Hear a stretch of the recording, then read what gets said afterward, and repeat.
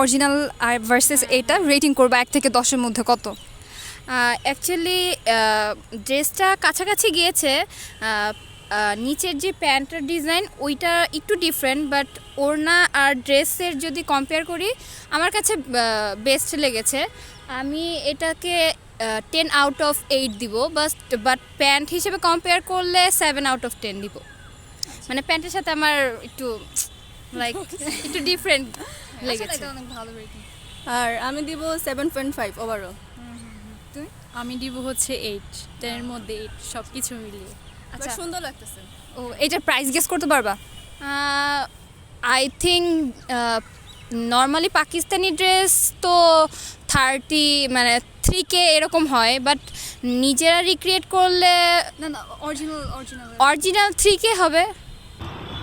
এটার original price হচ্ছে 57,000 পাকিস্তানি। ও আসলে পাকিস্তানি ড্রেসের প্রাইস অ্যাকচুয়ালি বেশি হয়। হ্যাঁ, গেস করা যায় না।